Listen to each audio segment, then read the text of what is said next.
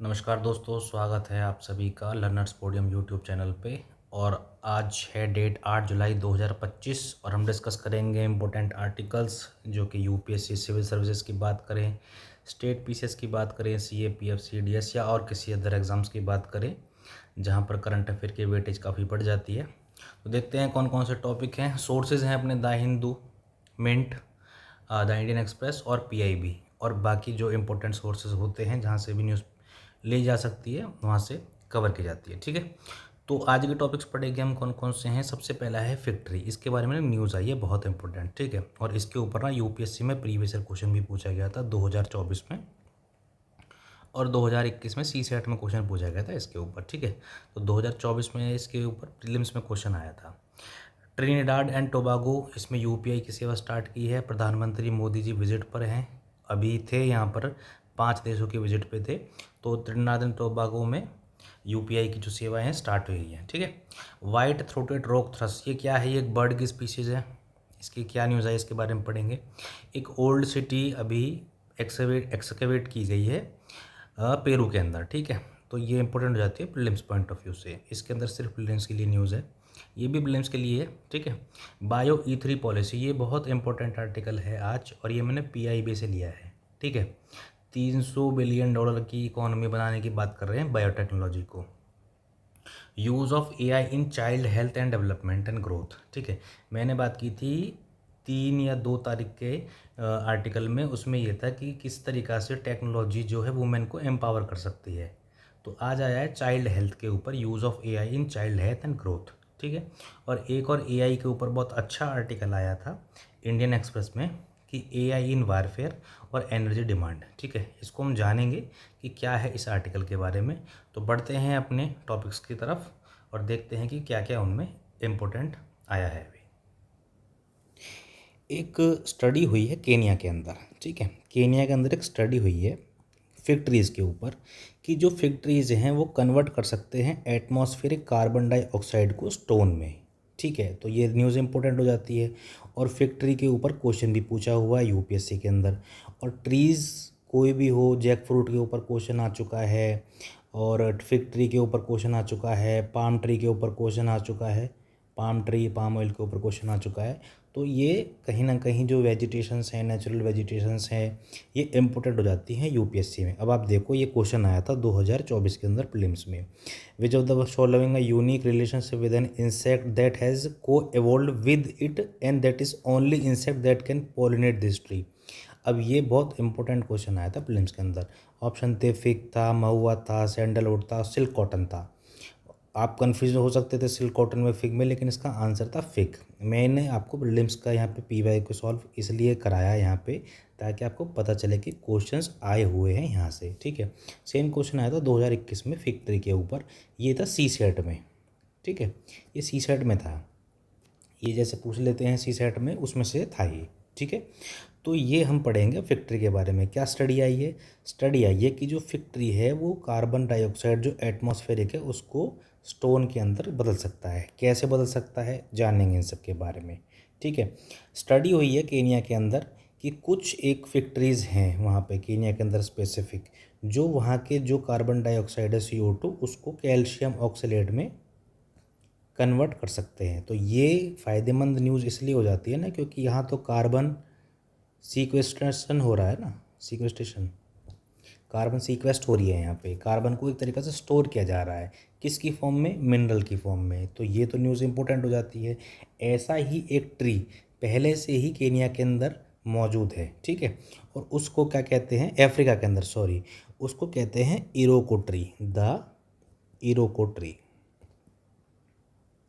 अब ये इरोको ट्री है, इरोको, अगर आपसे कहीं ये पूछ लिया कि एक पर्टिकुलर टाइप का ट्री है जो कार्बन को, एटमॉस्फेरिक कार्बन को स्टोन में चेंज कर सकता है, वो इरोको ट्री है या कहाँ पाया जाता है? अफ्रीका में। तो इस तरीके का कोई क्वेश्चन बन सकता है ना आपके दिमाग में, या यूपीएससी के दिमाग में इस तरह का कोई क्वेश्चन बन सकता है। तो ये है प्रोसेस। क्या है प्रोसेस के बारे में जानते हैं कि नॉर्मली जो ट्री होता है ना वो कन्वर्ट करता है CO2 को सेल्यूलोज में। ठीक है, और अदर ऑर्गेनिक स्ट्रक्चर्स में कन्वर्ट करता है। सर्टेन ट्री कन्वर्ट करते हैं CO2 को कैल्शियम ऑक्सलेट क्रिस्टल्स में। ठीक है, कुछ कुछ ट्रीज ऐसे होते हैं जो CO2 को कैल्शियम ऑक्सलेट क्रिस्टल्स में कन्वर्ट करते हैं। और जो सॉइल बैक्टीरिया होता है, सॉइल बैक्टीरिया ट्रांसफॉर्म करता है कैल्शियम कार्बोनेट में इसी कैल्शियम ऑक्सलेट को। ठीक है, सॉइल बैक्टीरिया इस कैल्शियम ऑक्सलेट को कैल्शियम कार्बोनेट में कन्वर्ट करता है, जो कि यही कैल्शियम कार्बोनेट जो लाइमस्टोन और चॉक के अंदर पाया जाता है उसी में। सीधी आपने लाइमस्टोन देखा है ना, लाइमस्टोन आपने चाक तो देखा होगा ना, चाक वो लाइमस्टोन का बना होता है, तो उसमें कन्वर्ट कर देते हैं ये। ठीक है, सोइल बैक्टीरियम कैल्शियम कार्बोनेट में। ऐसा ही एक ट्री मैंने अभी बताया आपको, इरोको ट्री, अफ्रीका के अंदर पहले से ही पाया जाता है, लेकिन इसको सिर्फ टिम्बर की तरह यूज़ करते हैं, फूड की तरह यूज़ नहीं करते हैं। अब ये केनिया के अंदर हुई थी स्टडी कि भाई फिग ट्री भी कर सकता है, फिग ट्री भी कैल्शियम कार्बोनेट में चेंज कर सकता है। सैम्बोरे काउंटी के अंदर ये कोई ट्री था, 3 स्पीशीज़ पाई गई थी वहाँ पे। तो इस तरीक़ा से हमने जाना फिग ट्री के बारे में, तो ये इम्पोर्टेंट हो जाता है प्रीलिम्स पॉइंट ऑफ व्यू से। ठीक है, आप मेंस में भी इसको यूज़ कर सकते हैं कि कार्बन सीक्वेस्ट्रेशन के लिए हम फिग ट्रीज़ का यूज़ कर सकते हैं, समझे। अब फिग ट्रीज़ के बारे में थोड़ी सी एक जानकारी जान लेते हैं, क्योंकि हमने प्रीवियस ईयर क्वेश्चन यहाँ पर डिस्कस किया है ना, तो मैंने उसी से रिलेवेंट ये न्यूज़ यहाँ पर लगाई है कि ये कीस्टोन स्पीशीज़ है। आपको सबको पता है नेचुरल फॉरेस्ट के अंदर कीस्टोन स्पीशीज़ है ये, लेकिन ये म्यूचुअलिज्म करती है फिग वास्प के साथ। ये एक बहुत ही डिस्टिंक्ट फीचर है। जो ये अपना फिग ट्री होता है ना, ये जो फिग वास्प होता है, ये इस फिग ट्री के अंदर जाके, इसके अंदर जाके पहली बात तो ये पॉलिनेशन करता है इसमें फ्रूट में। ठीक है, इस फ्रूट में पॉलिनेशन करता है और इसी के अंदर ये अपने एग्स को रखता है यहाँ पे। ठीक है, अपने एग्स देता है यहाँ पे, और यहीं से इसके लार्वे निकलते हैं और फिर ये आके बाहर आ जाते हैं। तो यही क्वेश्चन पूछा था यूपीएससी ने। यही एक फिग वास्प है जो इसको ट्री को पॉलिनेट कर सकता है। ठीक है, यही जो है इसको पॉलिनेट कर सकता है, सिम्बायोटिक रिलेशन, इसी को ये फिग वास्प जो है पॉलिनेट कर सकता है फिग ट्री को, और ये एक बहुत ही अच्छा सिम्बायोटिक रिलेशन देखा जाता है यहाँ पे। इसी के ऊपर यूपीएससी ने क्वेश्चन पूछा हुआ था। ठीक है, तो मेरे हिसाब से टॉपिक यहाँ पर आपको समझ में आ चुका है।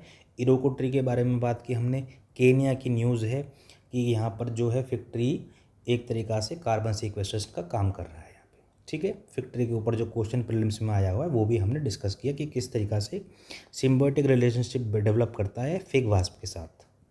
बढ़ते हैं अगले टॉपिक पे। ये नाम याद रखना अपना, इरोको ट्री, ये इम्पोर्टेंट हो जाता है। ठीक है, कभी कहीं पूछ ले तो आपको याद होना चाहिए। अगली न्यूज़ है, Trinidad and tobacco become the first Caribbean country. ये कैरेबिया की फर्स्ट कंट्री है। ठीक है, कैरेबियन नेशंस आपको पता है ना कहाँ पे हैं। कैरेबियन नेशंस अगर ये नॉर्थ अमेरिका है, ठीक है, और ये साउथ अमेरिका है, इस तरीक़ा से यहाँ पे ये नॉर्थ अमेरिका है, साउथ अमेरिका है, तो ये जो कंट्रीज़ है ना, ये कैरेबियन कंट्रीज़ पड़ती हैं। ये हैं कैरेबियन कंट्रीज़। यहाँ पर ये थोड़ा सा मैंने एक रॉ मैप बना दिया। यहाँ पे ये वेनेजुएला है, तो इसके पास पड़ती है ट्रिनिडाड एंड टोबागो। तो ये फर्स्ट कैरेबियन कंट्री है जिसने यूपीआई को अपने कंट्री के अंदर इसको अडॉप्ट किया है। ठीक है, तो ये एक तरीक़ा से काफ़ी अच्छा भारत के लिए जियोपॉलिटिकल, आप अगर हम न्यूज़ की बात करें तो प्रधानमंत्री नरेंद्र मोदी जी भी 5 देशों की विजिट पे थे। तो नामीबिया गए, घाना गए, इसमें से यहाँ भी गए, अर्जेंटीना भी गए और ट्रिनिडेड एंड टोबागो भी गए। तो वहाँ पर गवर्नमेंट ने अपने अलग अलग इनिशिएटिव लिए ताकि हम बूस्ट कर सकें अपनी इकॉनमी को, अपने रिलेशंस हम डेवलप कर सकें उनके साथ। एआई का ज़माना है, हमने अपनी डिजिटल स्टैक्स वहाँ पर जो सॉल्यूशंस हैं हमारे इंडियन स्टैक्स, उनके बारे में हमने बात किया है कि हम साथ में मिलकर एक्सप्लोर करेंगे, कोलैबोरेशन करेंगे, किस में, डिजी लॉकर में, ई साइन में, गवर्नमेंट ई मार्केट प्लेस, जो कि एक सेल परचेज़ की हमारी बहुत अच्छी एक पोर्टल बना हुआ है सरकार का। तो इस तरीक़ा से ये हमने न्यूज़ पढ़ी कि यूपीआई को अडॉप्ट करने वाली पहली जो कंट्री बन चुकी है Caribbean country, Trinidad and Tobago. ठीक है, मोदी जी अपने 2 दिन की विजिट पे थे इस देश में। अब थोड़ी सी बात कर लेते हैं इस कंट्री के बारे में, क्योंकि कहीं गए हैं तो इम्पोर्टेंट हो भी जाते हैं, और मैंने बोला भी था कि मैं आपको सभी कंट्रीज़ को पढ़ाऊँगा। मैंने घाना पढ़ा दिया, मैंने नामीबिया पढ़ा दिया। ठीक है, अगर आपने नहीं देखे हैं तो प्रीवियस ईयर लेक्चर्स में उनको देख लेना। मैंने बहुत अच्छे से उनकी ज्योग्राफी जितनी भी है बहुत अच्छे से पढ़ाई है। कैपिटल है इसकी पोर्ट ऑफ स्पेन। लोकेशन है इसकी सदर्न मोस्ट आइलैंड पड़ता है ये कैरिबियन आइलैंड में। ठीक है, और ये 11 किलोमीटर, अगर ये ऐसे, ये वेनेजुएला है ना यहाँ पे, ठीक है, ये वेनेजुएला है, तो इसके 11 किलोमीटर नॉर्थ ईस्ट में पड़ता है ये, 11 किलोमीटर नॉर्थ ईस्ट में पड़ता है ये। और ये कंट्री है ये भी साउथ, ये भी कैरेबियन कंट्री है ग्रेनाडा, इसके 130 किलोमीटर साउथ में पड़ता है ऐसे, ठीक है। तो ये हमने जाना अटलांटिक ओशन में कि ये अटलांटिक ओशन है, ये पैसिफिक नहीं है यहाँ पे, ये अटलांटिक ओशन है, ये कैरेबियन सी है। तो अटलांटिक ओशन में पड़ती है ये कंट्री। कैपिटल क्या है इसकी? Port of Spain. स्पेन से कन्फ्यूज हो जाना, इसकी कैपिटल का नाम ही है, ठीक है। गल्फ ऑफ पेरिया है यहाँ पे। ड्रैगन्स माउथ, थोड़ा सा आपको अंदाज़ा देने के लिए मैं आपको बस बता रहा हूँ कि ये ड्रैगन माउथ है यहाँ पे। गल्फ पूछ लेते हैं, गल्फ ऑफ पेरिया कहाँ पे है, नहीं भी पूछते हैं तो आप हल्का सा याद रखिए, ठीक है। रिवर हैं इसमें 2, एक बार आप देख लेना इसको भी। तो ये हमने जाना कि अटलांटिक ओशन में पड़ती है, यूपीआई को अडॉप्ट करने वाली पहली कैरेबियन कंट्री है, ये रहा वेनेजुएला, ठीक है। अब बात करते हैं यूपीआई की। तो यूपीआई हमारा एक तरीक़ा से यूनिफाइड पेमेंट इंटरफेस है। आप सभी यूपीआई यूज़ करते हैं अपने फ़ोन पे में, गूगल पे के अंदर, पेटीएम के अंदर, सभी के अंदर। तो ये रैपिडली एक्सपेंडिंग ग्लोबली और enabling seamless cross border transaction के लिए इंडिया का जो हमारे एक इनिशिएटिव है ना, ये बहुत ज़्यादा इंपॉर्टेंट हो जाता है। एक्सपेंड कर रहा है ग्लोबली, कैसे एक्सपेंड कर रहा है? 7 कंट्रीज़ हैं जिन्होंने अब तक इस चीज़ को अडॉप्ट किया है। यूएई हो गया, सिंगापुर हो गया, भूटान हो गया, नेपाल, श्रीलंका, फ्रांस और मॉरिशस हो गया। ये कंट्रीज़ ने अभी तक अडॉप्ट कर चुके हैं। मैं आपको एक बात बताता हूँ, इंडिया जैसा पेमेंट सिस्टम ना कहीं है नहीं। आप किसी भी देश के किसी भी कोने में चले जाओ, जैसा पेमेंट सिस्टम हमारी कंट्री के अंदर है ना, कहीं नहीं है। इसीलिए ये कंट्रीज इसको अडॉप्ट कर रही हैं कि हम भी इस तरीक़ा का कोई पेमेंट इंटरफेस लेकर आए अपने कंट्री के अंदर जो सीमलेस ट्रांजेक्शन हो जाए, सीमलेस, ठीक है, रेस्ट्रिक्शन लेस, सीमलेस ट्रांजेक्शन हो जाए। तो ये 7 कंट्रीज़ हैं। पूछ ले ना पूछे तो ये ऐसा कोई क्वेश्चन मेरे हिसाब से बनता नहीं है कि इनमें से किस किस कंट्री ने जो है अडॉप्ट कर लिया है हमारे यूपीआई को। बस आपको थोड़ा सा नाम याद रखने की ज़रूरत है, कभी मेंस में आपको लिखना पड़ जाए। ये कंट्रीज़ हैं ओमान, मलेशिया, यूके। ये भी बातचीत अभी हो रही है इनमें कि भाई आप भी हम भी एक्सेप्ट करना चाहते हैं, आपके अडॉप्ट करना चाहते हैं यूपीआई पेमेंट को, ठीक है।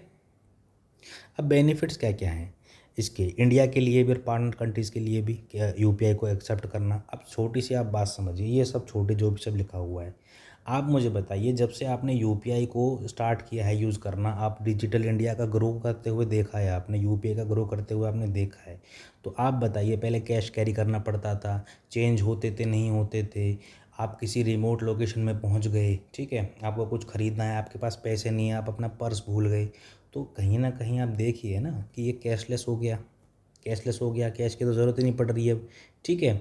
रियल टाइम पेमेंट्स हो गई, पहले होते थे कि आज देंगे, कल देंगे, परसों देंगे। रियल टाइम पेमेंट की बात कर रहे हैं ना, बिल्कुल। अगर चेक्स की बात करें, चेक से पेमेंट होती थी तो आज चेक डालते हैं तो शाम तक उसकी या अगले दिन उसकी पेमेंट होती थी। यहाँ रियल टाइम पेमेंट हो रही है, लो कॉस्ट। इंडिया में तो पैसे भी नहीं लगते यूपीआई में ट्रांजेक्शन के, ठीक है। अब जैसे ये रेमिटेंसेज हैं, इंडिया के अंदर आते हैं रेमिटेंसेज आपको पता है कि मैंने कल आर्टिकल पढ़ाया था रेमिटेंसेज के ऊपर, कल या परसों में, कि रेमिटेंसेज पर टैक्स लगाने की बात कर रहा है यूएस से, और इंडिया सबसे ज़्यादा लार्जेस्ट रेसिपिएंट है रेमिटेंसेज का। तो रेमिटेंसेज के लिए ना ये जो स्विफ्ट है, स्विफ्ट के मैं बारे में बताता हूँ आपको। ये है इंटर बैंक फाइनेंशियल टेलीकम्युनिकेशन, इसकी फुल फॉर्म बताता हूँ मैं आपको। Society for world wide inter bank financial telecommunication, society for inter bank financial transaction. ये इसका काम क्या है कि जो ट्रांजेक्शंस होती है ना इंटर बैंक, इंटर कंट्रीज़, अगर बात करें एक कंट्री से दूसरी कंट्री की, तो वहाँ पे जो पेमेंट होती है ना वो इस स्विफ्ट बेस्ड इस पे रेमिटेंसेस पोर्टल पे होती है, ठीक है। तो यहाँ पर क्या है, ये एक्सपेंसिव, इसमें पैसे लगते हैं, चार्ज लगता है, तो इसकी डिपेंडेंसी ख़त्म। अब अपना अपना यूपीआई से यूपीआई पेमेंट करो ना सीधा। यूपीआई कोड होता है, यूपीआई आईडी होती है, क्यूआर कोड होता है, सिंपल उससे पेमेंट होगी। ये सपोर्ट करता है क्रॉस बॉर्डर ट्रेड को। ट्रेड की बात है, देखो ट्रेड हो रही है यूपीआई में। और ट्रैवल कन्वीनियंस को, अगर आप चले जाते हो Bhutan, Nepal, Sri Lanka, Mauritius, UAE, Singapore, France के अंदर, तो आपको वहाँ जाके तो पैसे का कैरी करने की ज़रूरत नहीं है ना, आपके ट्रैवल की कन्वीनियंस हो गई, ठीक है। और फाइनेंशियल इंक्लूजन इंडिया में जिस तरीक़ा से बढ़ा है, ये जो कंट्रीज़ हैं ग्लोबल साउथ की, ठीक है, या अपनी कंट्रीज़ हैं जो अभी डेवलपिंग, लीस्ट डेवलपिंग या डेवलपिंग कंट्रीज़ हैं, आप इंडिया ने अपना जो इंडियन स्टैक है ना, डिजिटल स्टैक जो हमारा है, ठीक है, आपने वो प्रोवाइड करा दिया अपनी पार्टनर कंट्रीज़ को। आपको पता है इसका कितना अच्छा इम्पैक्ट पड़ेगा दूसरी कंट्रीज़ पे। जो चीज़ हमने ग्रो होते हुए देखी, हमने उनको उस चीज़ को, उसका फ़ायदा हम उनको पहुंचा रहे हैं दूसरी कंट्रीज़ को। तो इंडिया की कितनी अच्छी इमेज बनेगी बाकी कंट्रीज़ में, और ये एक तरीक़ा से ना ग्लोबल कोलैबोरेशन का बहुत अच्छा एक एग्जांपल भी सेट होता है पार्टनर कंट्रीज़ में। अब वहाँ पर फाइनेंशियल इंक्लूजन है नहीं है, वहाँ के लोगों को डायरेक्ट बेनिफिट ट्रांसफ़र मिल रहा है नहीं मिल रहा है, इंडिया में तो मिल रहा है, पेमेंट हो जाती हैं, ठीक है। कल मैंने पढ़ा था आपको पीएम किसान में पेमेंट हो रही है, डिजिटल इंडिया मिशन की तरह पेमेंट हो रही है, किसी की स्कॉलरशिप आ रही तो पेमेंट हो रही है। तो ये जो कंट्रीज़ हैं इनमें भी तो एनहेंस होगा ना फिर फाइनेंशियल इंक्लूजन पार्टनर कंट्रीज़ में। तो ये बहुत ज़्यादा ज़रूरी इम्पोर्टेंट बात हो जाती है पार्टनर कंट्री के लिए भी और इंडिया के लिए भी, ठीक है, इंडिया के लिए भी। ये हमारी जो है सॉफ्ट पावर प्रोजेक्शन करता है, ये हमारी soft power projection.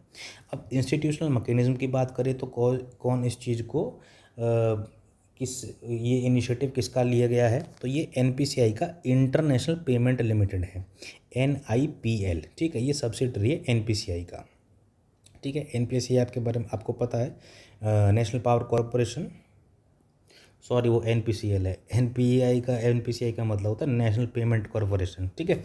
National payment corporation है ये हमारी। तो इसका ये इनिशिएटिव है, एक एमओयू भी साइन हुआ है सेंट्रल बैंक्स का पेमेंट सिस्टम के साथ, ठीक है। ऑपरेटर्स जो है जैसे ओमान है, ओमान जो कंट्री है, सॉरी ओमान नहीं,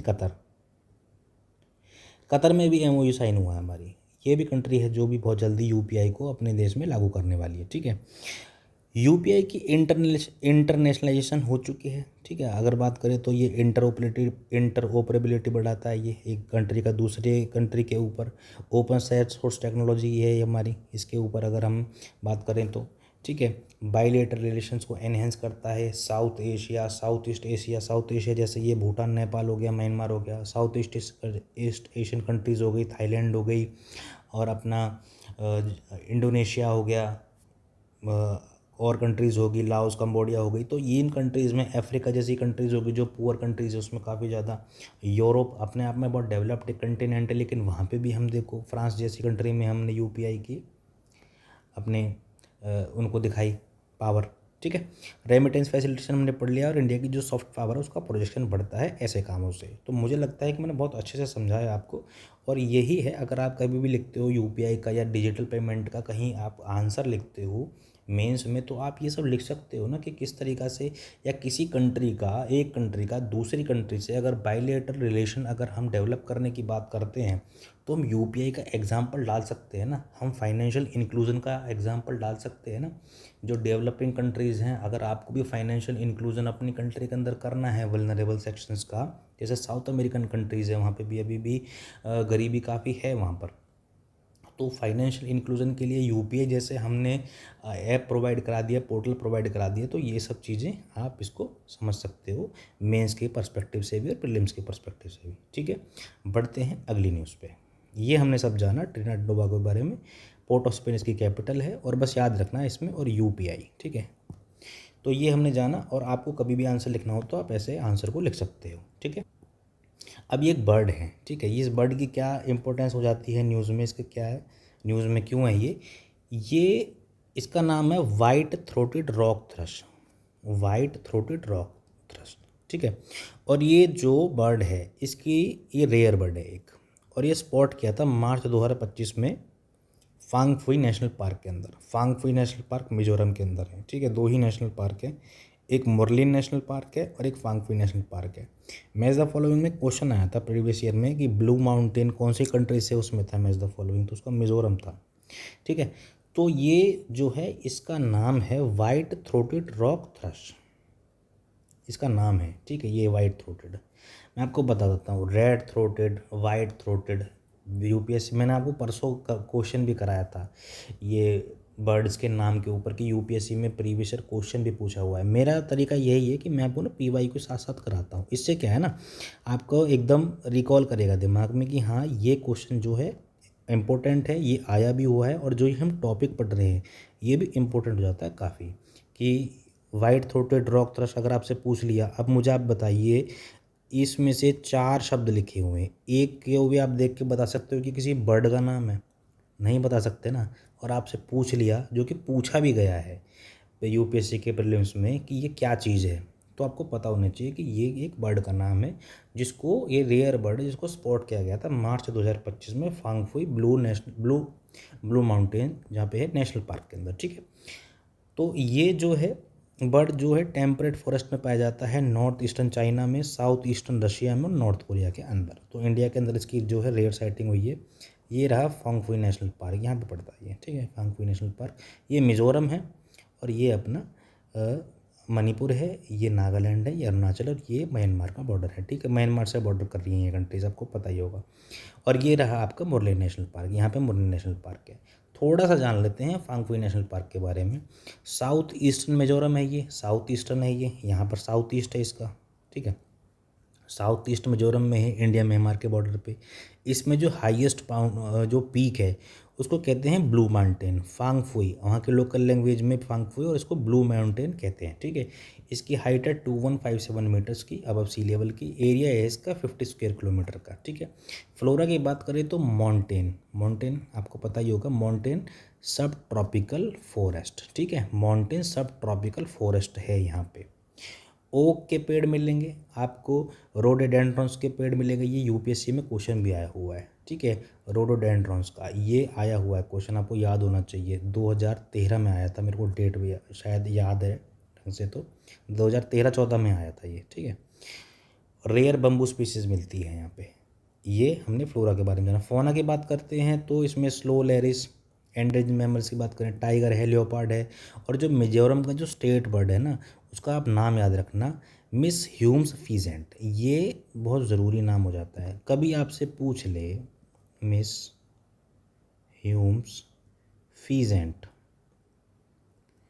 ये कहाँ का स्टेट बर्ड है, या इसकी जो साइटिंग है वो कहाँ, इनमें से किस नेशनल पार्क के अंदर देखी जा सकती है। आपको वो ऑप्शंस देंगे, नंदा देवी नेशनल पार्क, या फिर आपको देंगे फांगफुई नेशनल पार्क, या आपको देंगे अपना किसी साउथ इंडिया का बांदीपुर टाइगर रिजर्व की दे देंगे, या आपको दे देंगे किसी भी एक केरला के किसी पेरियार नेशनल पार्क का। कोई भी क्वेश्चन आपको ऑप्शन दे देंगे, ठीक है। आपको बताना है कि ये मिस फीजेंट जो ये है ये कहाँ मिलेगी आपको, ठीक है। तो आपको पता होना चाहिए कि इसलिए जो ये है ना, ये नाम इंपॉर्टेंट हो जाते हैं। Also home to blithe tragopan, ये भी एक बर्ड है, और ये भी एक बर्ड है। डार्क रम्पेट स्विफ्ट, ये भी एक बर्ड है, ठीक है। ये आप ना नाम इसलिए याद होने चाहिए क्योंकि अभी पिछले टाइम पूछा था इंसेक्ट्स के बारे में, क्वेश्चन पूछा था मैंने ना। आप मेरे ना स्लाइड देखना किसी पिछली वीडियो की, मैं डेट बता दूंगा, उसमें मैंने ना ये सब कराए हुए हैं। ये जो क्वेश्चंस हैं, जो बर्ड के नेम से जो क्वेश्चंस आए थे और जो क्वेश्चन प्रीवियस आए आए हुए हैं, मैंने वो कराए हुए थे, ठीक है। ये एक और वर्ड है माउंट विक्टोरिया बेबेक्स, ठीक है। उसका भी हैबिटेट होता है ये माउंट विक्टोरिया बेबस का। कंजर्वेशन कंसर्न्स तो हैं ही, फॉरेस्ट फायर्स हैं, जोन कल्टीवेशन से जो फॉरेस्ट फायर्स होती हैं आपको पता ही है, इसके लिए ये थ्रेट है बायोडाइवर्सिटी के लिए। और ये मिस ह्यूम फीजेंट यहाँ का स्टेट बर्ड है मिजोरम का, ये भी अपने आप में एक न्यूज़ हो जाती है, ठीक है। एक छोटी सी आप एक एक्स्ट्रा पॉइंट यहाँ से लेते जाइए, कोलोडाइन रिवर, ठीक है। कोलोडाइन रिवर ये फ्लो करती है eastern side of Phawngpui national park. Question आ जाए कि रिवर्स के क्वेश्चन आए हुए हैं, रिवर्स तो बहुत इंपॉर्टेंट जो फेवरेट टॉपिक्स में से है यूपीएससी का। तो रिवर्स में से क्वेश्चन आए हुए हैं कि कौन सा नेशनल पार्क कौन सी रिवर पे आता है, ठीक है। कौन सी सिटीज़ कौन सी न्यूज़ पे आती हैं, रिवर्स पे आती हैं। तो ये जो है ना कोल्डाइन रिवर, ये ईस्टर्न साइड में बहती है फांगफुई नेशनल पार्क के, ठीक है। और ये इंटरनेशनल बॉर्डर फॉर्म करती है किस किस के बीच में, मिजोरम और म्यांमार के बीच में। तो ये आप ना पॉइंट ये याद रखिए, ये बहुत इंपॉर्टेंट हो जाता है प्रीलिम्स पॉइंट ऑफ व्यू से। और ये सारा जितना भी आर्टिकल हमने पढ़ा ये प्रीलिम्स पॉइंट ऑफ व्यू से इंपॉर्टेंट हो जाता है, ठीक है। क्या क्या जाना हमने, फांगफुई नेशनल पार्क के बारे में जाना, वाइट थ्रोटेड रॉक थ्रश के बारे में जाना जो एक बर्ड है और रेयर बर्ड है, इंडिया में उसकी स्पॉटिंग हुई है। कहाँ मिला है, फांगफुई नेशनल पार्क में। ये है कहाँ पे, मिजोरम के अंदर है, इंडिया म्यांमार बॉर्डर पे है ये। ब्लू माउंटेन इसी के अंदर है। फ्लोरा की बात करें तो माउंटेन सब ट्रॉपिकल फॉरेस्ट है इसके अंदर। और ये जो बर्ड है यहाँ पर, इनका जो मिजोरम का स्टेट बर्ड है मिस ह्यूम फीजेंट, ये इसमें पाया जाता है। ऑल्सो ब्लाइथ ट्रैगोपेन और डार्क रम्फेट स्विफ्ट। एक और बर्ड है यहाँ पे माउंट विक्टोरिया बेबेस, ठीक है। हैबिटेट ये किसका, माउंट विक्टोरिया बेबेक्स का। और ये हमने कोलोडाइन रिवर के बारे में जाना हमने, ठीक है। कहाँ पे बहती है ये, मिजोरम इंडिया और म्यांमार के बॉर्डर पे बहती है। ये रिवर का नाम याद रखना बस आप, ठीक है। बढ़ते हैं अगले टॉपिक पे। अब ये एक ना ओल्ड सिटी डिस्कवर हुई है साउथ अमेरिका के अंदर। ये है साउथ अमेरिका, ये रहा वेनेजुएला, मैंने आपको पढ़ाया था ना अभी, इससे ही थोड़ी सी पास में ही गई है अपना जो ट्रिनिडाद एंड टोबैगो है। तो ये अभी चलो इसकी न्यूज़ पढ़ते हैं। पेरू की न्यूज़ आई है, ये रहा पेरू, ठीक है। 3800 ओल्ड सिटी है वो डिस्कवर हुई है साउथ अमेरिका के अंदर। आर्कोलॉजिस्ट ने अनवील किया है 38 ईयर ओल्ड को, कहाँ पे, अमेरिका के पेरू में। क्या नाम है उसका, पेनिशियो, सिटी का नाम पेनिशियो, ठीक है। ये जो सिटी है, ये इन्होंने अभी इस चीज़ का अंदाज़ा लगाया है कि ये ट्रेडिंग हब हो सकता है किसके बीच में, पैसिफिक कोस्ट में जो लोग रहे होंगे कल्चर के बीच में, और जो रहे होंगे एंडीज़ और अमेजोन के बीच में। ये इन्होंने अंदाज़ा लगाया, ये पैसिफिक है, ये एंडीज़ यहाँ है सारा, ठीक है। अच्छा, यूपीएससी में क्वेश्चन पूछा था, मैं आपको ना हर टॉपिक पे यूपीएससी का क्वेश्चन दे दूंगा, मतलब हम डिस्कस करेंगे, ठीक है। यूपीएससी में क्वेश्चन आया था 2025 में शायद, इसी साल में, कि एंडीज़ कौन कौन सी कंट्रीज से जो है क्रॉस कर दिया, किस कौन कौन सी कंट्रीज़ में एंडीज़ पर्वत आता है। एक एल्प्स का भी आया था, ठीक है। तो इसलिए ना ये इंपॉर्टेंट हो जाते हैं, आप कुछ भी पढ़ रहे हो ना, कुछ भी उसकी डिटेलिंग से पढ़िए उस चीज़ को। तो ये पेनिशियो है, पेनिशियो कहाँ लोकेट करता है, नॉर्थन बेरेंका प्रोविंस। अब मैं आपको बताता हूँ छोटी सी इन्फॉर्मेशन। हम कुछ भी पढ़ रहे हैं ना, वो बहुत इंपॉर्टेंट इसलिए हो जाता है क्योंकि क्वेश्चन कहीं से भी आ सकता है।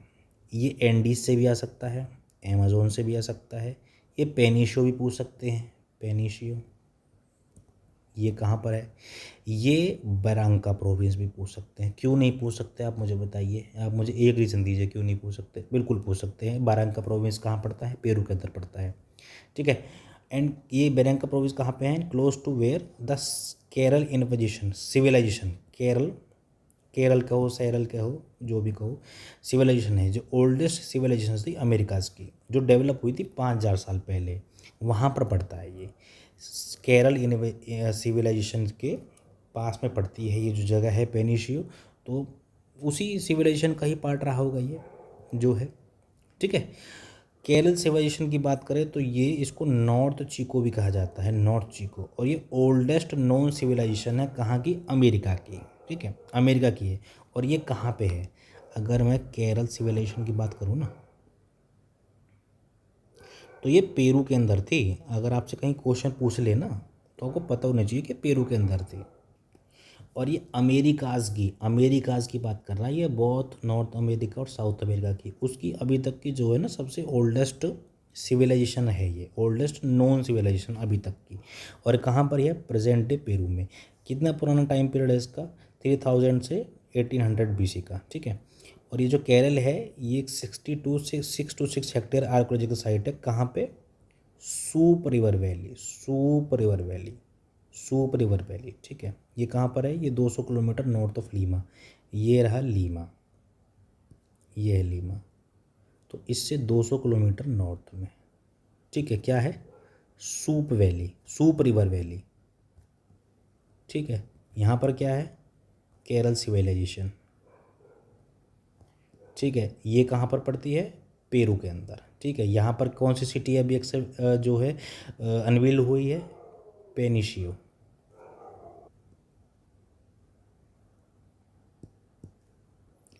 पेनिशियो, ठीक है।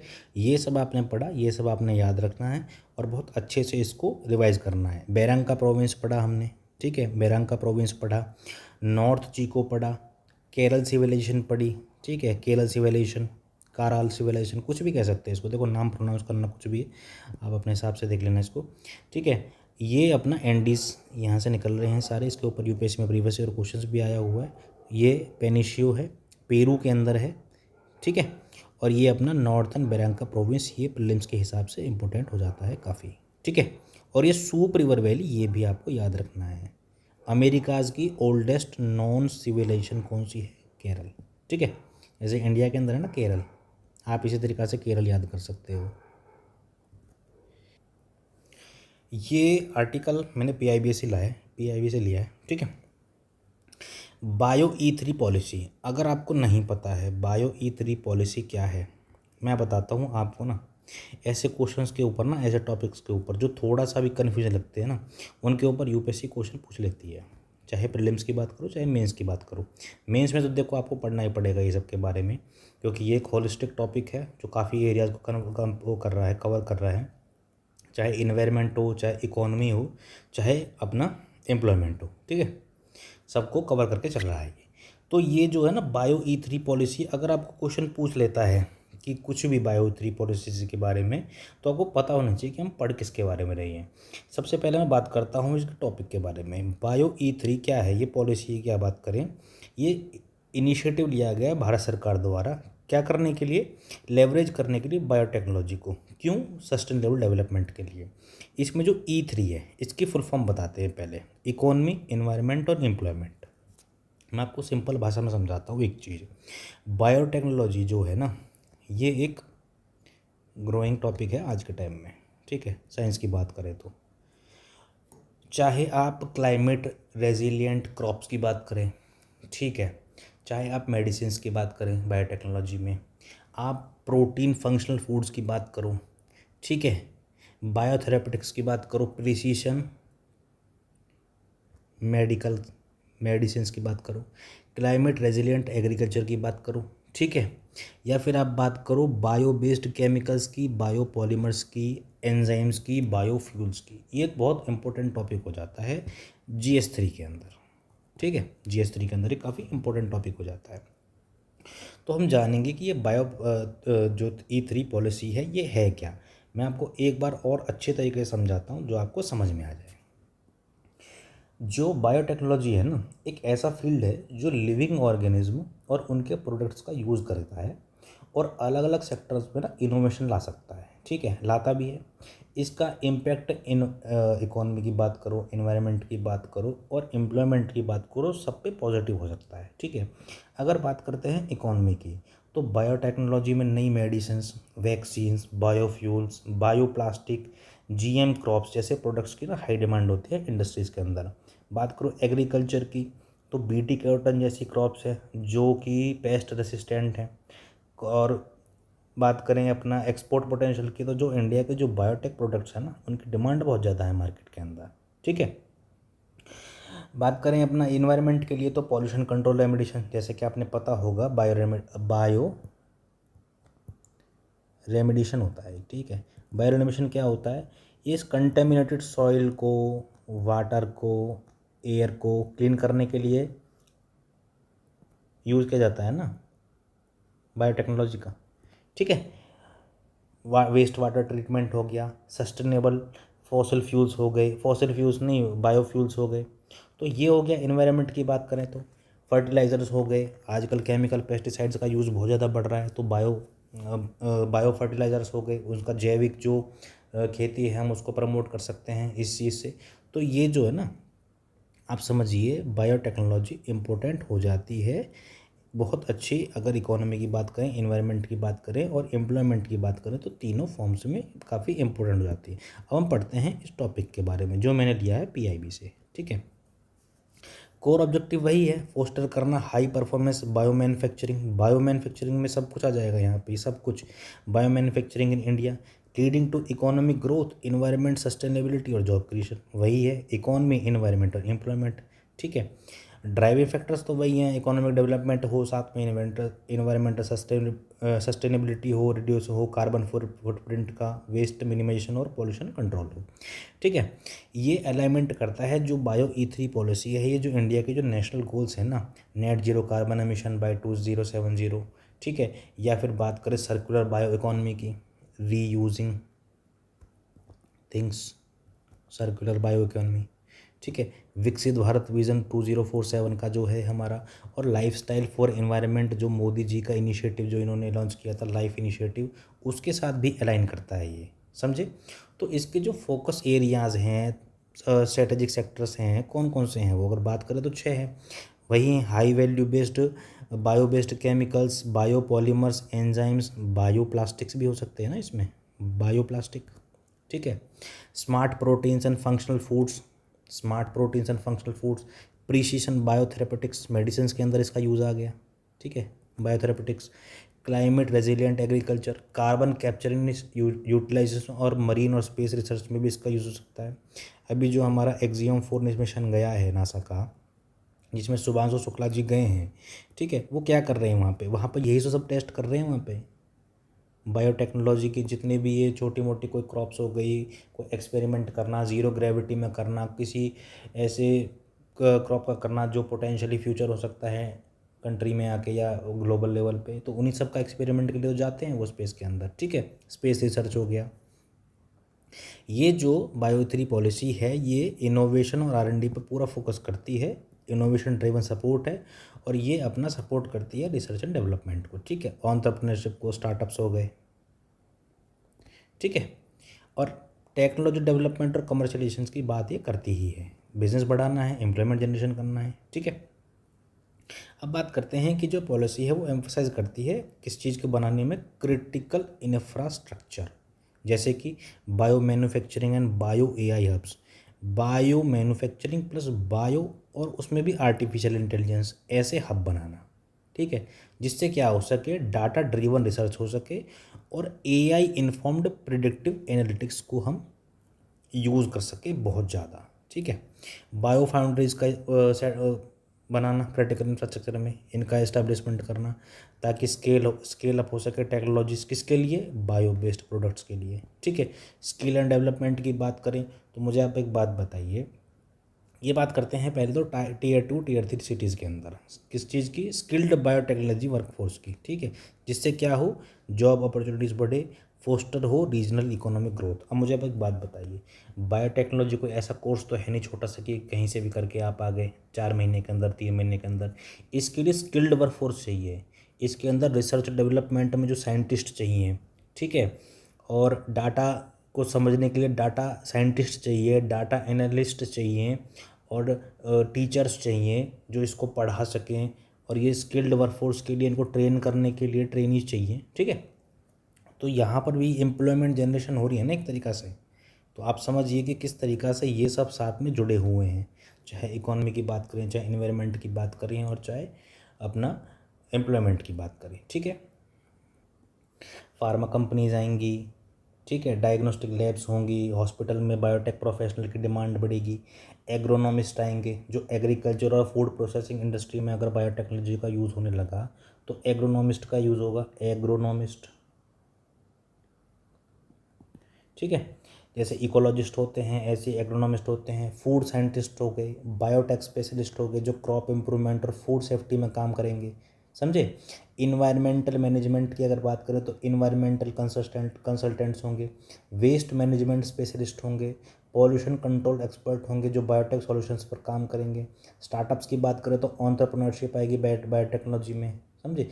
तो आप समझिए ना कि ये सब कहाँ होगा, Tier 2 और Tier 3 सिटीज़ के अंदर, जहाँ पर क्या होगा, जो लोकल बायोमास और जो लोकल जो पॉपुलेशन है उसको स्किल करेंगे ना।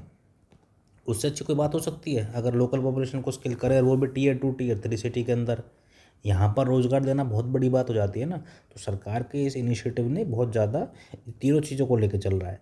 यही तो गोल्स होते हैं किसी भी गवर्नमेंट के, कि इकोनॉमी भी साथ में चले, इन्वायरमेंट सस्टेनेबिलिटी भी रहे और एम्प्लॉयमेंट जनरेशन भी हो।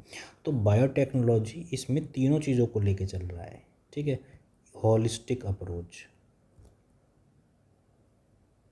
तो ये इम्पोर्टेंट हो जाता है आर्टिकल इसीलिए, ठीक है। इकोनॉमिक इम्पैक्ट की बात करें, सरकार का टारगेट है ये $300 बिलियन बायो इकोनॉमी बनाना 2030 तक। यही न्यूज़ आई थी जो मैंने ये आर्टिकल यहाँ से उठाया।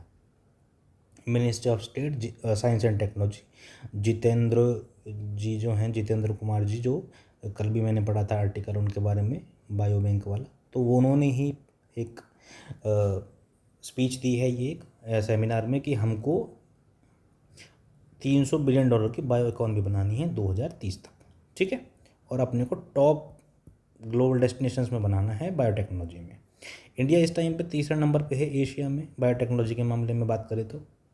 ये सब हमने पढ़ ही लिया, सस्टेनेबल ग्रोथ होगी, बायोपॉलीमर्स के एंजाइम्स होंगे जो यूज़ होंगे अपना क्रॉप्स को बढ़ाने में, या फिर प्रिसीजन थेरापेटिक्स को, बायोथेरापेटिक्स की बात करी हमने, ठीक है, कार्बन सिक्वेशन का बात की हमने। और ये जो हैं गवर्नमेंट की सपोर्ट करें तो भारत सरकार ने नेशनल बायो फार्मा मिशन जैसे और PLI स्कीम्स यहाँ पर इसमें लॉन्च की हैं ताकि एनहेंस हो सके इसके अंदर प्रोडक्शन, ठीक है। और वेंचर कैपिटल की भी इन्वेस्टमेंट यहाँ पे इंकरेज होती है, और पब्लिक प्राइवेट पार्टनरशिप तो ज़रूरी भी है और होनी भी चाहिए और हो भी रही है।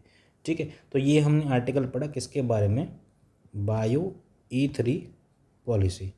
अगर इतना भी आ जाए तो आपको पता होना चाहिए कि ये किस चीज़ के बारे में है। E3 क्या क्या है इसके बारे में, इकोनॉमी, एम्प्लॉयमेंट और इन्वायरमेंट। ठीक है, और अगर मेंस के ऊपर आ जाए तो आप इतना लिख ही सकते हैं करीब करीब। ठीक है, तो बढ़ते हैं अगले टॉपिक पे। अच्छा, ये मैंने लिया है लाइव मिंट से। ठीक है, लाइव मिंट्स में ना जो बिग स्टोरी छपती है ना, अच्छे आर्टिकल आते हैं उसमें, वहाँ से लिया है मैंने, बहुत अच्छा आर्टिकल है।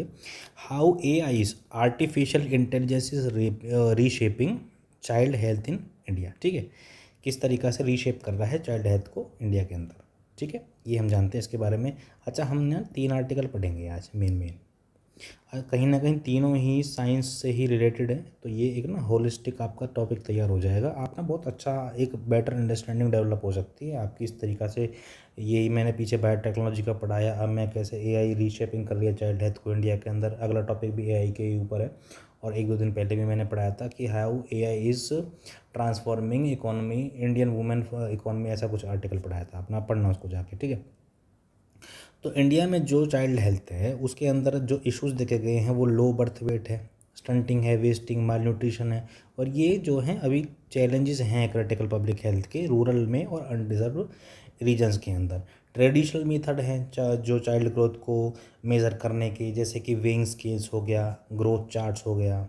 ठीक है, ये मैनुअल ही हैं, और टाइम कंज्यूमिंग तो होता ही है। अगर मैनुअल कोई वर्क होता है, एरर प्रोन होता है, गलती होने के चांसेस बहुत ज़्यादा होते हैं, और ये डिपेंडेंट होता है किसके ऊपर, स्किल्ड वर्कफोर्स के ऊपर। अगर स्किल्ड वर्कफोर्स नहीं होगी तो आप समझिए ये काम होने के चांसेस बहुत कम हैं। आप समझे इस चीज़ को। एक छोटी सी आप इसको पढ़ सकते हैं, Odisha is now the first state in India to introduce an AI based tool for child growth monitoring. ये भी न्यूज़ है। ठीक है, तो बात करते हैं कि इंडिया के अंदर जो हमने पढ़ा, चाइल्ड वेस्टिंग है, स्टंटिंग है, ये अभी भी पब्लिक हेल्थ कंसर्न बने हुए हैं। और जो अर्ली डिटेक्शन है ये बहुत ज़्यादा क्रूशियल हो जाता है। किस चीज़ के लिए, ताकि जो ये लॉन्ग टर्म इम्पैक्ट्स में बॉडी पे पड़ते हैं ना, स्टंटिंग, वेस्टिंग, चाइल्डहुड इलनेस, इनका अर्ली डिटेक्शन हो सके, न्यूट्रिशनल रिस्क को हम जान सके पहले से पहले। क्योंकि जो बेस है ना बच्चे का, वो तो बचपन में बनता है, और बचपन में हो गई बच्चे को बीमारी, शरीर नहीं बढ़ा, ग्रोथ नहीं करी, हाइट नहीं बढ़ी, तो वो किस तरीक़ा से लाइफ में चैलेंजेस को फेस कर पाएगा। तो इसीलिए अर्ली डिटेक्शन ना बहुत ज़रूरी हो जाती है। अब यहाँ पे काम आता है आर्टिफिशियल इंटेलिजेंस का। ठीक है, टूल्स का, किस तरीक़ा से इन्होंने ये किस तरीक़ा से काम कर सकते हैं और किस तरीक़ा से काम कर रहे हैं अभी भी इंडिया के काफ़ी रिमोट एरियाज़ की अगर हम बात करें तो। केस स्टडी हैं 3। ठीक है, 3 केस स्टडी हैं, 3-4, उनके बारे में हम बात करेंगे। तो artificial intelligence tools are being introduced to bridge क्या, क्रिटिकल गैप्स, किसमें, in monitoring child health. Critical gaps को ब्रिज करेंगे AI, आर्टिफिशियल इंटेलिजेंस, ताकि जो चाइल्ड हेल्थ है उसकी मॉनिटरिंग हो सके। जो AI पावर्ड ऐप्स हैं वो क्या करेंगी, स्टैंडर्डाइज करेंगे ग्रोथ मेजरमेंट को, रिड्यूस करेंगी ह्यूमन एरर्स को। क्योंकि यहाँ पे जो है तो स्किल्ड वर्कफोर्स चाहिए, स्किल्ड वर्कफोर्स नहीं होगी तो ये ह्यूमन एरर्स होंगे उनको कम कौन करेगा फिर। ठीक है, और हेल्प करेंगी जो फ्रंट लाइन हेल्थ वर्कर्स हैं उनको, ताकि जो चिल्ड्रन है रिस्क पे उनको आइडेंटिफाई किया जा सके। आप समझे इस चीज़ को। रिड्यूस करना है ह्यूमन एरर को, और हेल्प करना है फ्रंट लाइन हेल्थ वर्कर्स को, और स्टैंडर्डाइज करना है ग्रोथ मेजरमेंट को। ठीक है, इससे क्या होगा, सपोर्ट मिलेगी टाइमली न्यूट्रिशनल इंटरवेंशंस में। मेडिकल रेफरेंस की अगर रिक्वायरमेंट है, छोटे प्राइमरी हेल्थ सेंटर से बड़े health centre, secondary health centre की बात करो या बड़े हॉस्पिटल्स की बात करो, रेफरेंस की ज़रूरत है, टाइमली न्यूट्रिशनल इंटरवेंशंस की ज़रूरत है, या फिर बेटर प्लानिंग की ज़रूरत है। किस चीज़ के लिए, community level child health programmes के लिए। तो ऐसे कामों में AI जो है ना बहुत इंपॉर्टेंट हो जाता है। ये काम कैसे करता है, क्योंकि कुछ की इनिशिएटिव्स हैं, उनके वजह से तरीके से हम जानेंगे कि काम कैसे करता है। पहला है आशा, असिस्ट एंड सिमिलर टूल्स। एक झारखंड में गांव है, ठीक है, गांव मैटर नहीं करता, वहाँ पर जो आशा वर्कर्स हैं वो यूज़ कर रही हैं AI टूल का। वो क्या करती हैं, बच्चों के फ़ोटो लेती हैं और एनालाइज करती हैं फिजिकल पैरामीटर्स को, और क्या करती हैं, प्रिडिक्ट करती हैं ग्रोथ का स्टेटस। एनालाइज करेंगी, वो क्या करेंगी, चाइल्ड की जो वेट है उसको कैलकुलेट करेंगी, हाइट को कैलकुलेट करेंगे, ठीक है। और उससे क्या करेंगे, फिर वो अपना एनालाइज करेंगे उस चीज़ को, फिजिकल पैरामीटर्स को, और उसकी जो फिर ग्रोथ स्टेटस उसको प्रेडिक्ट करेंगे कि ये कितना ग्रोथ करेगा, कितना नहीं ग्रोथ करेगा, समझे। उससे क्या पता चलेगा कि जो कमियां हैं वो पता चलेंगी, समझे, वो पता चलेंगी। और जो ये एआई टूल है ये मैच करेगा जो ग्रोथ पैरामीटर्स हैं, जो ग्रोथ पैरामीटर्स हमने यहाँ पे एनालाइज किए, जिनको हमने यहाँ पे रिकॉर्ड किया फ़ोटो से, चाइल्ड के वेट से, हाइट से, उसको मैच करेंगे WHO के स्टैंडर्ड से। अगर वो मैच करते हैं तो ठीक है, नहीं करते हैं तो फिर जो स्पेसिफिक एक्शंस हैं उनको रिकमेंड किया जाएगा, ठीक है। आपको समझ में आया बहुत अच्छे तरीके से। ये आशा वर्कर्स ने असिस्टेंट सिमिलर टूल्स के तहत ये एक एआई पावर्ड ऐप है, ठीक है। तो ये क्या काम करेगी, ये एनालाइज करेगी फिजिकल पैरामीटर्स को और मैच करेगी growth parameters with WHO standards के साथ में, ठीक है। और फिर रिकमेंड करेगी स्पेसिफिक एक्शंस को कमियां निकालने के बावजूद। दूसरी बात करें दूसरी केस स्टडी की या दूसरे एग्जाम्पल की, मैं इसको एग्जाम्पल बोलना प्रेफर करूँगा यहाँ पे, ठीक है। चाइल्ड ग्रोथ मॉनिटर, ये एक एआई बेस्ड सॉल्यूशन है, किसके द्वारा, वेल्थ हंगर लाइफ इंडिया द्वारा। ये क्या करेगी, 3D स्कैनिंग करेगी स्मार्टफोन की, पूरे बच्चे की जो बॉडी है उसकी, और वो माल न्यूट्रिशन को डिटेक्ट करेगी। माल न्यूट्रिशन के जो साइन होते हैं ना, साइन बॉडी के अंदर साइन होते हैं माल न्यूट्रिशन के। अगर आपने एक माल न्यूट्रिशन चाइल्ड देखा होगा तो आप उसको साइन आप देख के बता सकते हैं ना कि ये बच्चा कमज़ोर हो रहा है, इसकी तो हाइट नहीं बढ़ रही, आंखें बाहर निकल जाती हैं, बड़ी बड़ी हो जाती हैं, कमजोरी झलकती है चेहरे से। तो ये क्या करेगा, ये डिटेक्ट करेगा माल न्यूट्रिशन साइंस को एक्यूरेटली। कौन, child growth monitor 3D scanning use करके। तीसरा है map, mobile AI for anthropometry platform. एक सॉल्यूशन डेवलप किया है वाधवानी एआई द्वारा। ये क्या करेगा, चाइल्ड मॉनिटरिंग को, ग्रोथ मॉनिटरिंग को फास्टर मॉनिटर करेगा और मोर प्रिसाइसली इस चीज़ को मॉनिटर करेगा, ठीक है। इसको रिमोट एरियाज़ में भी स्केल किया जा सकता है क्योंकि इसमें मिनिमल ट्रेनिंग की ज़रूरत होती है हेल्थ वर्कर्स के लिए, जो ये mobile AI for anthropometry platform है, ठीक है। ये भी वही करेगा, child growth monitoring faster and more precisely, ठीक है। ये जो एआई पावर सॉल्यूशंस हैं, जो एआई बेस्ड सॉल्यूशंस हैं, इन्हीं से तो जो डिटेक्शन होगी, अर्ली डिटेक्शन यही से तो होगी कि पता चलेगा ना कि जो लो बर्थ वेट है, ये इन्हीं से तो पता चल रहा है कि जो लो बर्थ वेट है ये मेजर कंट्रीब्यूटर है किस चीज़ का, इन्फेंट मोर्टेलिटी का और मॉलन्यूट्रिशन का, ठीक है। माल नरिश्ड जो चाइल्ड होते हैं वो हाइयर रिस्क फेस करते हैं डिजीज़ का, जैसे कि डायरिया हो गया, स्टंटिंग हो गया, कॉग्निटिव इम्पेयरमेंट हो गया, समझे। और एआई हेल्प करेगा किस चीज़ में, एड्रेस करने में डिलेज को, डिले ना हो, ताकि डिले ना हो डायग्नोसिस में, किसकी वजह से, लैक ऑफ स्किल्ड स्टाफ की वजह से, और हार्ड टू रीच पॉपुलेशन, नहीं पहुंच पा रही है पॉपुलेशन अगर हॉस्पिटल तक, तो ये जो एआई पावर सॉल्यूशन है ये पहुंचेंगे पॉपुलेशन के पास, ठीक है। या जो लैक ऑफ जो ये स्किल्ड स्टाफ है ये अगर पॉपुलेशन तक नहीं पहुंच पा रहा है तो ये एआई सॉल्यूशंस है ना पहुंचने के लिए इनके पास, ठीक है। तो इसलिए जो है ना की प्रॉब्लम जो है यहाँ पर इस तरीक़ा से हम इनको एड्रेस कर सकते हैं। इन एआई पावर्ड सॉल्यूशंस को कौन रन कर रहा है, इनकी अगर हम बात करें तो ये पब्लिक हेल्थ एक्सपर्ट्स हैं, कोलैबोरेशन हुआ है, ये एनजीओज़ हैं, टेक स्टार्टअप्स हैं, गवर्नमेंट हेल्थ वर्कर्स हैं, जैसे कि wealth hunger life, Wadhwani AI, और जो नीति आयोग है वो कुछ पायलट प्रोजेक्ट्स को सपोर्ट करता है, ठीक है। इम्पैक्ट की बात करें तो इन्होंने अभी तक फास्ट आइडेंटिफिकेशन किया है जो चिल्ड्रन हेल्थ के ऊपर, रियल टाइम डैशबोर्ड्स दिखाए हैं, और उन्होंने जो डिस्ट्रिक्ट हेल्थ ऑफिसर्स हैं हेल्प की है ट्रैक करने में। माल न्यूट्रिशन क्लस्टर्स हो जाते हैं ना, ये एक गाँव है, ये 10 गांव है यहाँ पे, ये एक गांव एक गांव एक गांव है, तो यहाँ पर क्या है, माल न्यूट्रिशन क्लस्टर बने हुए हैं, छोटे छोटे छोटे छोटे माल न्यूट्रिशन क्लस्टर। कैसे कि यहाँ इसी एरिया के जो बच्चे सबसे ज़्यादा इनके अंदर डेफिशिएंसी है, तो ये क्लस्टर हो गए ना मेल न्यूट्रिशन क्लस्टर। तो इनको ट्रैक करने के लिए जो डिस्ट्रिक्ट हेल्थ ऑफिसर्स हैं ये रियल टाइम डैशबोर्ड हेल्प करेंगे ना इनको, जो रियल टाइम डैशबोर्ड्स हैं जिन पे दिखाया जा रहा है कि आप देखिए वो क्लस्टर्स को, माइल न्यूट्रिशन क्लस्टर्ड है जो, वो फिर डिस्ट्रिक्ट हेल्थ ऑफिसर्स या जो हॉस्पिटल स्टाफ है या जो और भी एनजीओज़ हो गए वो उस चीज़ का फ़ायदा उठा पाएंगे ना। फिर कुछ चैलेंजेस भी होते हैं, अगर टेक्नोलॉजी है तो चैलेंजेस भी होंगे ना। चैलेंजेस कैसे हैं, एक्यूरेसी है किसमें, एआई प्रेडिक्शंस में अभी भी थोड़ा सा ज़रूरत है कहीं ना कहीं एक थोड़े से एक अपग्रेडेशन की, ठीक है। जो एआई मॉडल्स हैं उनको अडॉप्ट करना होगा डाइवर्स बॉडी टाइप्स में, मेल फीमेल हो गया, बड़ा छोटा हो गया, एथनिसिटीज़ के बीच में ट्राइबल ग्रुप्स हैं, किसी की अलग एथनिसिटी है, किसी की अलग एथनिसिटी है, समझे। लोकल कंडीशंस की बात करें तो ट्रेनिंग भी बहुत ज़रूरी है डिजिटल लिटरेसी की, क्योंकि जो हेल्थ वर्कर्स हैं, आशा वर्कर्स हैं, उनकी डिजिटल लिटरेसी की बात करें तो उतना ज़्यादा वो नहीं है ना उस चीज़ में एक्सपर्ट, तो डिजिटल लिटरेसी और ट्रेनिंग इसलिए ज़रूरत हो जाती है। और चौथी इंपॉर्टेंट चीज़ है इंडिया के अंदर इंटरनेट कनेक्टिविटी, स्मार्टफोन एक्सेस, जो कि रिमोट एरियाज़ में जो इनकी लिमिट है वो काफ़ी ज़्यादा कम है, रीच है जो उनकी, समझे।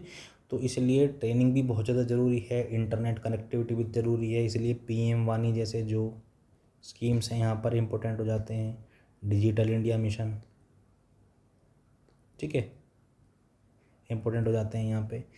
वेहगढ़ की बात करें तो एक तरीक़ा से अडॉप्शन बढ़ानी पड़ेगी ताकि लार्जर पॉपुलेशन को यहाँ पर कवर कर सकें और इंटीग्रेट कर सकें existing government child health schemes के अंदर, जैसे कि integrated child development scheme. National health data system को इंश्योर करना होगी, डाटा प्राइवेसी ना हो जाए, इसकी डाटा थेफ्ट ना हो जाए, डाटा थेफ्ट, प्राइवेसी को अपना इंश्योर करके चलना पड़ेगा। पब्लिक प्राइवेट पार्टनरशिप बढ़ाई जानी चाहिए, जैसे यहाँ पे ये देखा हमने, ये सभी एनजीओज़ हैं, ये वेल्थ हंगर लाइफ हो गया, वाधवानी एआई हो गया, समझे। और गोल होना चाहिए कि और ज़्यादा मोर प्रोएक्टिव डाटा ड्रिवन रिस्पॉन्स की, ठीक है। ये जो एआई है ट्रांसफॉर्मेटिव टूल है, इंडिया के जो चाइल्ड हेल्थ है, न्यूट्रिशन गोल है जिनको हमने सेट किया है नेशनल हेल्थ मिशंस में, पोषण अभियान में, और सस्टेनेबल डेवलपमेंट गोल में जो जीरो हंगर की बात करता है SDG 2, उसको अचीव करने में ये बहुत ज़्यादा ट्रांसफॉर्मेटिव टूल एक तरीक़ा से इस हो सकता है प्रूव, ठीक है। तो ये हमने पढ़ा AI use in child health. अगर आपको अभी भी कोई कन्फ्यूज़न हो तो 1.5x पे इसको दोबारा से देख लेना, अच्छे से समझ में आ जाएगा, क्योंकि मैंने बहुत अच्छे से समझाया है इसको, ठीक है। तो बढ़ते हैं अगले टॉपिक पे। ये ना एक बहुत अच्छा टॉपिक आर्टिकल आया था इंडियन एक्सप्रेस के अंदर। इसके अंदर हमने क्या पढ़ा है कि ये जो वॉरफेयर है ना, ये अब ह्यूमन टू ह्यूमन वॉरफेयर नहीं रहेगा आने वाले टाइम में, ये होगा AI ड्रिवन वॉरफेयर, रोबोट्स लड़ेंगे। और अगर ह्यूमन टू ह्यूमन भी रहे ना, तो उसमें जो टेक्नोलॉजी है उसका इतना ज़्यादा यूज़ हो जाएगा कि उसको फिर काउंटर करने के लिए ना आपको और भी ज़्यादा अपग्रेडेड होना पड़ेगा, और भी ज़्यादा AI ड्रिवन होना पड़ेगा, ठीक है। China rapid AI militarisation, China का जो डीप सीक मॉडल है ना, न्यूज़ पढ़ी होगी आपने, उनका एक अपना AI मॉडल आया है डीप सीक करके। तो उसने क्या किया है कि AI वॉरफेयर, जो ड्रिवन वॉरफेयर डेवलपमेंट करने की बात की है उन्होंने, ठीक है, कि भाई जो वॉरफेयर है ना, हम उसमें AI को लेकर आएंगे, ये बात की है चाइना के डीप फेक मॉडल ने, ठीक है। और जो PLA ना, पीपल्स लिबरेशन आर्मी, जो चाइना की आर्मी है, उसने तो AI को इस्तेमाल करना भी यूज़ कर दिया है अपने आर्टिलरी में, टारगेटिंग में और सर्विलेंस के अंदर। अभी हमारा जो छोटा एक काइंड ऑफ टसल वॉर हो गया था पाकिस्तान के साथ ऑपरेशन सिंदूर के टाइम पे, चाइना ने पूरा सपोर्ट किया था पाकिस्तान का। तो हमारे लिए ये समझिए ना कि पाकिस्तान एक तरफ हो गया, चाइना एक तरफ हो गया, और ये इसकी हेल्प करता है, तो ये इसके पास चाहे कुछ भी ना हो, लेकिन चाइना की हेल्प से तो कहीं ना कहीं ये भी अपने पोटेंशियल उसको बढ़ाएगा ना, अपनी AI पावर को भी बढ़ाएगा ना ये चाइना के, क्योंकि देखो देखते हैं ना, चाइना है setup a centre for artificial intelligence computing, ये बिना चाइना की मदद से तो बढ़ ही नहीं सकता ना। पाकिस्तान आर्मी ने सेटअप किया है centre for artificial intelligence computing, ठीक है। और एक कॉग्निटिव इलेक्ट्रॉनिक वारफेयर प्रोग्राम, क्या करने के लिए, इंटीग्रेट करने के लिए AI को और मशीन लर्निंग को डिफेंस में, और इसके लिए इनकी हेल्प कौन कर रहा है, चाइना, ठीक है। इसलिए इंडिया के लिए ना बहुत ज़रूरी हो जाता है कि हम भी अपने जो AI को डिफेंस के साथ मर्ज करके एक बहुत अच्छा हम भी मॉडल एक तैयार करा जाना चाहिए, ठीक है। जो ये कंसेप्ट है ना, इंटेलिजेंटाइज्ड वॉरफेयर, ये इस टाइम पे सेंट्रल थीम बन चुका है चाइना की मिलिट्री स्ट्रेटजी का, ठीक है। बात करें AI की, तो AI ने तो पहले ही जो टाइम है जो रिड्यूस कर दिया है, किसके बीच में, आर्टिलरी शॉट्स के बीच में, ड्रोन्स के बीच में, और autonomous system to identify and strike target faster and more accurately, पहले ही इस चीज़ को अचीव करे बैठा है AI तो।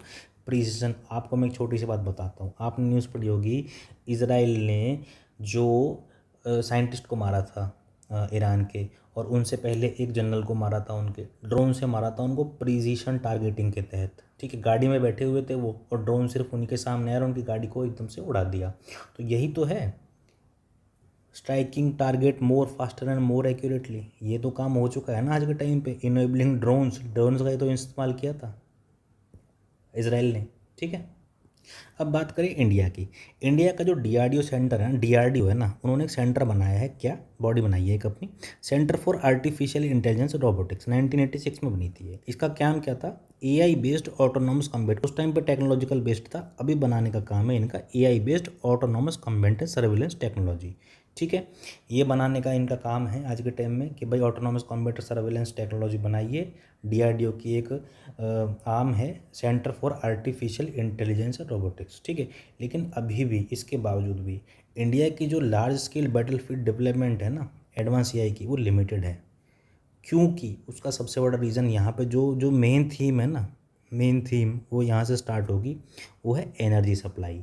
क्योंकि जो एआई ड्रिवन वॉरफेयर फ्यूचर में आने वाला है, जो हो सकता है, पॉसिबल नहीं पता कुछ भी, लेकिन कहीं ना कहीं तो यूज़ हो ही रहा है ना, उसके लिए सबसे ज़्यादा ज़रूरत पड़ेगी रोबस्ट इंफ्रास्ट्रक्चर की और उससे भी ज़्यादा पड़ेगी गारंटेड एनर्जी सप्लाई की। क्योंकि जितने भी ये एआई ड्रिवन सिस्टम है, चाहे ड्रोन्स की बात करो, रोबोटिक्स की बात करो, स्मार्ट सेंसर्स की बात करो या लार्ज डाटा सेंटर्स की बात करो, इनके लिए क्या चाहिए, मैसिव अनइंटरप्टेड इलेक्ट्रिक सप्लाई। ठीक है, जो कि बहुत ज़्यादा ज़रूरी हो जाती है एआई सिस्टम्स के लिए। मैसिव अनइंटरप्टेड इलेक्ट्रिक सप्लाई चाहिए। लार्ज डाटा सेंटर्स होते हैं, जो एआई डेवलपमेंट है, जो एआई मॉडल्स हैं, वो तो पूरे ही इसके ऊपर है ना बेस्ड, लार्ज डाटा सेंटर्स के ऊपर। और इनके लिए क्या चाहिए, इलेक्ट्रिक सप्लाई चाहिए। समझे, अगर एक लार्ज एआई मॉडल को ट्रेन किया जाए ना, तो वो उतनी बिजली इस्तेमाल करेगा जितने 100 इंडियन होम्स करेंगे पूरे साल के अंदर। आप समझ सकते हो कितनी चाहिए। और इंडिया की जो करंट एनर्जी डिपेंडेंसी है न्यूक्लियर कैपेसिटी की बात करें तो वो 7 गीगावाट की है। ठीक है, ये आज के टाइम में ना बहुत बड़ा वादा काम करता है, ये कॉन्स्टेंट का काम करता है ना ये। अगर हमको वॉरफेयर में हमको भी अपने को प्रूव करना होगा एडवांस लेवल पे, तो हमको भी तो एनर्जी की सप्लाई बहुत ज़्यादा बढ़ानी पड़ेगी। मेन थीम इसकी एनर्जी ही है, समझे। तो बात करते हैं कि इसका सॉल्यूशन क्या हो सकता है। छोटा सा आर्टिकल था लेकिन इंटरेस्टिंग आर्टिकल लगा, इसलिए मैंने इसको पढ़ाना उचित समझा। तो सॉल्यूशन क्या हो सकता है, स्मॉल मॉड्यूलर रिएक्टर्स एक सॉल्यूशन हो सकते हैं। ASMR based nuclear plants India के अंदर। ठीक है, स्मॉल जो मॉड्यूल रिएक्टर्स होते हैं ना न्यूक्लियर के, 1 megawatt, 2 megawatt, 5 megawatt nuclear reactors, वो न्यूक्लियर प्लांट्स वो आज के टाइम में सॉल्यूशन हो सकते हैं। इसीलिए हॉलटेक इंटरनेशनल प्रोजेक्ट है। हॉलटेक क्या है, ये कंपनी है, ये लेकर आई है हॉलटेक इंटरनेशनल, ये लेकर आई है इंडिया में। ये काम करेगी 2028-29 तक 54 स्मॉल मॉड्यूल रिएक्टर्स बनाने के लिए। ठीक है, ये क्या करेगी, प्रोवाइड करेगी क्लीन एनर्जी को टू सपोर्ट एआई डेवलपमेंट। ठीक है, एसएमआरस को प्लेस कर दो डाटा सेंटर्स के बराबर में, ताकि जो कंटिन्यूस अनइंटरप्टेड पावर सप्लाई मिलती रहे। ये टारगेट है इंडिया का। ठीक है, और ये होना भी चाहिए। फ्यूचर वॉरफेयर तो इन्हीं का ही है, एआई का ही है। एजेंटिक वॉरफेयर का नाम दिया गया है इसको, ताकि जिसमें जो एआई सिस्टम्स हैं ना वो ऑपरेट करेंगे ऑटोनोमसली। ड्रोन्स हो गया, रोबोट्स हो गया, सर्विलेंस मशीन्स हो गया, और बिना ह्यूमन इंटरवेंशन के ये काम करेंगे। ठीक है, एक्सपर्ट का कहना है कि जो अगला जो वॉरफेयर होगा ना वो एआई बेस्ड डिसीजन मेकिंग पे होगा, जो कि डिफाइन करेगा नेक्स्ट जनरेशन वॉरफेयर को। ठीक है, तो पॉलिसीज़ की और प्राइवेट सेक्टर की एम्प्लॉयमेंट इन्वॉल्वमेंट बहुत ज़्यादा ज़रूरी है। प्राइवेट सेक्टर पार्टिसिपेशन होना चाहिए, डिसेंट्रलाइज पावर ग्रिड्स होने चाहिए। ठीक है, dedicated AI energy security measures होने चाहिए। एसएमआरस अभी हमने बात की, स्मॉल मॉड्यूल रिएक्टर्स की। ठीक है, इंडिया को अपने इंफ्रास्ट्रक्चर को बढ़ाना होगा बहुत ज़्यादा, एनर्जी इंफ्रास्ट्रक्चर को पब्लिक प्राइवेट कोलैबोरेशन करनी पड़ेगी। ठीक है, पावर सिक्योरिटी को हमको स्ट्रेंथन करना पड़ेगा अपनी को, और डेवलप करना होगा रोबस्ट एआई इंफ्रास्ट्रक्चर को। ठीक है, तो ये एक इंटरेस्टिंग टॉपिक लगा मेरे को, इसलिए मैंने डिस्कस किया। तो ये आज के सारे टॉपिक्स यही थे, छोटी सी रिवीजन ले। तो ये हमने टॉपिक जाने फैक्ट्री के बारे में कि ये किस तरीक़ा से कार्बन सिक्वेस्ट्रेशन का काम कर रहा है और उनको स्टोन्स में, लाइमस्टोन में उनको कन्वर्ट कर रहा है। ट्रिनिडाद एंड टोबैगो इसने यूपीआई अपना अडॉप्ट कर लिया है इंडिया का, और ये भी फर्स्ट कैरिबियन कंट्री बन चुका है। वाइट थ्रोटेड रॉक ट्रस्ट, ये एक बर्ड है, साइट किया है इसको फोंगफुई नेशनल पार्क मिजोरम के अंदर, ठीक है। ये सिटी मिली है पेरू के अंदर, इसके बारे में पढ़ लेना। बायो इथेरोपॉजी हमने अच्छे से पढ़ाई, और use of AI in child health care ये हमने बहुत अच्छे से पढ़ा, और AI in warfare and energy demand, ठीक है। तो ये थे आज के टॉपिक्स, आपको बहुत अच्छे से समझ में आए होंगे मैं आशा करता हूँ, और इसको आप दोबारा रिपीट मोड पे देख सकते हो, नोट्स आप यहीं से बनाइए, ठीक है। मिलते हैं अगले टॉपिक पे, तब तक के लिए आप अपना ध्यान रखिए। जय हिंद, जय भारत।